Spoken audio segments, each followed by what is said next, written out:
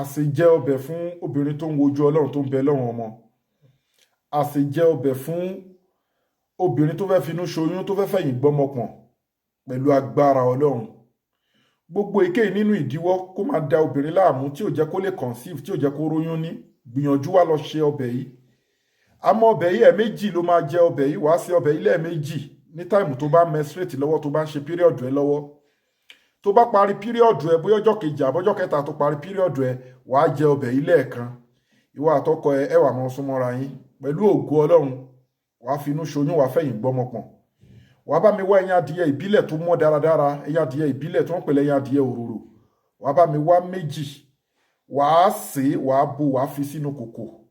Tó bá ti fi sínú kòkò, pọ́ọ̀tù tó fi sí ọbẹ̀ yìí, wàá wá ẹja aborí, wàá boil ẹja aborí yẹn náà ẹyọ kan catfish, wàá fi sí ẹ̀gbẹ́ ẹyin adìyẹ ìbílẹ̀ méjì tó ti bó sínú kòkò yẹn. Wàá wá ewé àbámọ́dá, àti ewé efinrin, ewé àbámọ́dá àti ewé efinrin. Wàá lọ ewé méjì kó kúnná pẹ̀lú ìyèrè black pepper. Wàá lọ nǹkan mẹ́tẹ̀ẹ̀ta tí mo fi hàn yìí, wàá lọ papọ̀, ewé àbámọ́dá, ewé efinrin àti black pepper. Wàá lọ akúnná. Wàá wá ṣe kíni, wàá wá fa sínú pọ́ọ̀tù yìí, wàá wá lọ irú woro, o lè dá irú woro síbẹ̀, o dẹ̀ lè lọ, wàá dá síbẹ̀, wàá jẹ́ kí irú pọ̀ ń bẹ̀ torí miscarriage. Ó ti yé ẹ. So wàá wá ṣe ọbẹ̀ yẹn, epo, omi, iyọ̀ nìkan ló máa fi sí. Tó bá ti ṣe ọbẹ̀ yẹn jiná, wàá jẹ lẹ́ẹ̀kan tó bá ń ṣe period rẹ, wàá jẹ lẹ́ẹ̀mejì ní time tó bá ń ṣe period. Tó bá parí period, wàá tún jẹ lẹ́ẹ̀kan. Bismillah ta'ala, wàá finú ṣoyún, wàá fẹ̀yìn gbọ́mọpọ̀n. Lẹ́yìn ìgbà tó bá parí period tó bá ti jẹ́ yẹn, wàá máa ṣe kíni, make sure pé òun súnmọ́ ọkọ ẹ̀ déédéé. So síwájú kó tó ṣiṣẹ́ kó dẹ̀ farabalẹ̀ kó gbọ́ mẹ́sẹ̀gì tán dáadáa kó dẹ̀ fi ránṣẹ́ sáwọn èèyàn.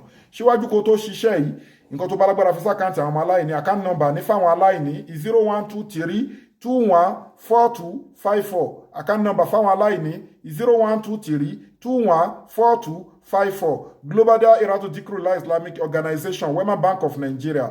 Ẹ WhatsApp wa lórí èyíkéyìí nínú àìsàn àti spiritual problem. +2761295638 ẹ get transformer 1100 power fún tọkọtìyàwó tó ń wojú Ọlọ́run tí wọ́n ń bẹ lọ́wọ́ ọmọ àtọkùnrin tí wọ́n ti mú nǹkan ọmọkùnrin ẹ̀, weak erection, quick ejaculation, low sperm count, 25,000 naira láǹtà eléyìí. ẹ dẹ̀ get all in one tó ń wo more than 300 àìsàn ọlọ́jọ́ pípẹ́ ni àti spiritual àìsàn, ẹni tó ń forí kókó aláǹtakùn tó ń jẹun lójú oorun, 15,000 naira. ẹ WhatsApp wa lórí +2761295638 eléyìí dá fún tọkọtìyàwó tó ń wojú Ọlọ́run tó ń fẹ́ bẹ Ọlọ́run tó ń bẹ Ọlọ́run ọmọ. Eléyìí sì dá fún èké nínú àìsàn ayé fi ṣèyàn ni, ó wá náṣọ́ra ni. Ẹ gbìyànjú kẹ́ gẹ́ẹ̀tì product yìí.